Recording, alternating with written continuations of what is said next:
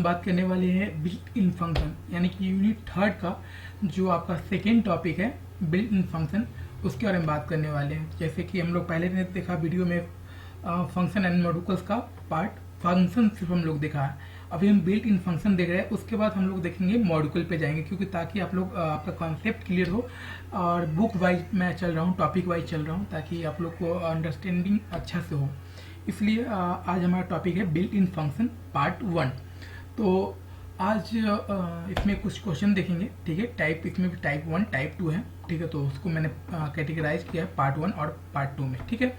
और दूसरी बात कि मैंने एक्सप्लेन किया है, तो आप लोग उसको एक्सप्लेन को जरूर से जरूर पढ़िए, क्योंकि मैं तो आपको सिर्फ आंसर बता के आपको नेक्स्ट क्वेश्चन पे स्किप कर जाऊंगा। लेकिन एक्सप्लेन देने का मतलब ये होता है कि आपका कॉन्सेप्ट क्लियर हो जाए। कॉन्सेप्ट क्लियर हो जाएगा, यानी कि अगर वो आप पढ़ोगे तो उससे आपका 2-3 क्वेश्चन भी अगर एराइज होगा तो वो आपको अच्छा से समझ में आ जाएगा।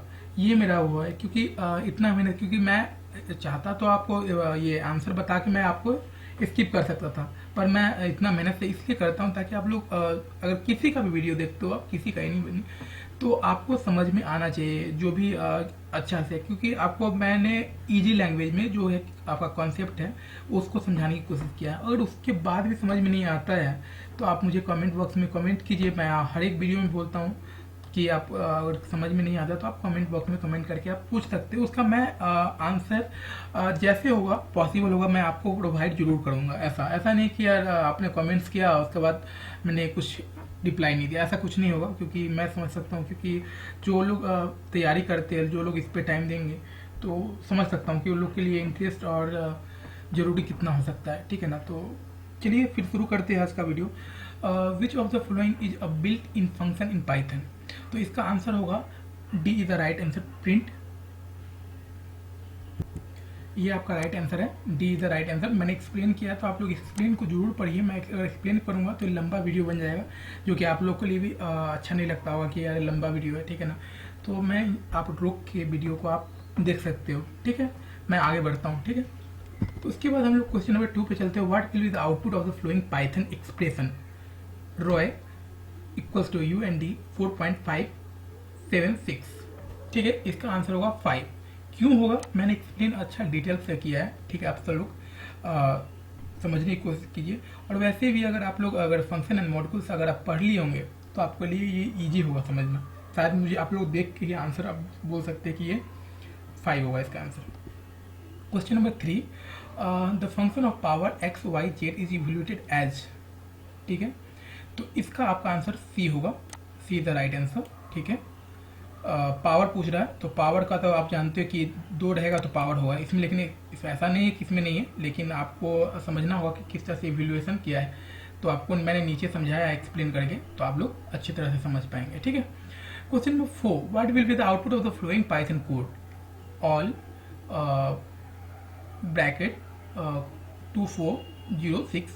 उसके बाद option A is error, option B is true, option C is false, option D is 0। So the right answer is option C is false, okay.